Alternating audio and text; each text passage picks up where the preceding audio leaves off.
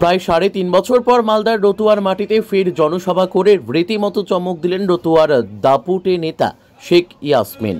শনিবার তিনি দলীয় পতাকা ছাড়াই উত্তর মালদার তৃণমূল প্রার্থী প্রসূন ব্যানার্জির সমর্থনে নির্বাচনী জনসভা করলেন রতুয়া জুনিয়র বেসিক স্কুল প্রাঙ্গণে। জনসভায় ভিড় উপচে পড়ল তার অনুগামীদের। ভিড়ে ঠাসা জনসভার মঞ্চে বক্তব্য রাখতে গিয়ে কড়া সমালোচনা করলেন বিজেপির। একই সঙ্গে সকলকে এককাট্টা হয়ে ভোট দেওয়ার আবেদন জানালেন তৃণমূলকে। মালদা থেকে বিশ্বজিৎ মণ্ডলের রিপোর্ট, এস নিউজ বাংলা।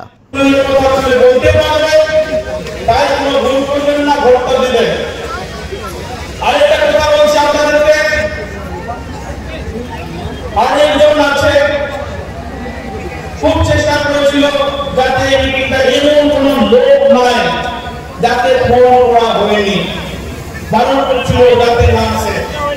ভাই, কিছুদিন আগে তুমি আমার সাথে দেখা করে আমার সাথে কথা বলতা, এবার তোমার সব কিছু করে দিয়েছে। একটা কথা মাথায় রাখবা, লোকের পাপ পাপের মৃত্যু।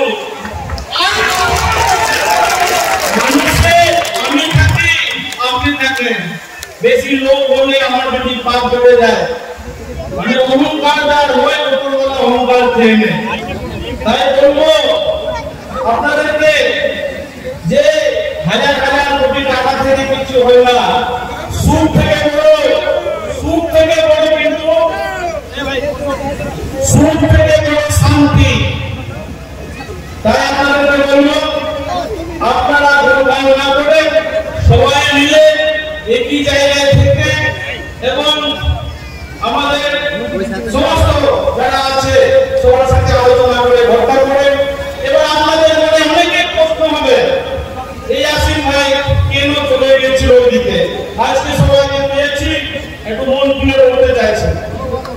আপনারা দেখছেন শেখ শাহজাহান নামের আগে শেখ আছে, দেখা যাচ্ছে যে হাতে হাতে হচ্ছে কিন্তু কিছু হচ্ছে না, বিজেপির চক্রান্ত ফাঁসিয়ে দিচ্ছে, অভিযান কিছু করেনি। এবার আমাকে এনআইএ কেস দিয়েছিল, আমি যখন ওইদিকে গেলাম বলছি কেস শেষ, এবার যদি না যেতাম তাহলে ঢুকিয়ে দিত।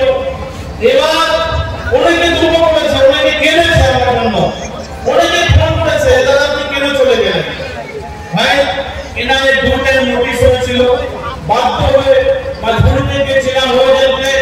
আমি সব থেকে বেশি ঘৃণা করি যে দলে কোনো উন্নয়ন নাই, যে দলে সাম্প্রদায়িক দল আমাদের হিন্দু মুসলমানদের মধ্যে ভিড়াভিড়ি করে, তাই সে দলকে আমরা ঘৃণা করে দেখি। আপনাদেরকে বলবো যে ওই এনআইএ কেসের জন্য একমাত্র আমি গিয়েছিলাম, এবার আবার আমি আপনাদের কাছে চলে এসেছি। আপনাদেরকে আমি অনুরোধ করছি, কারো ভাবাই করবেন না,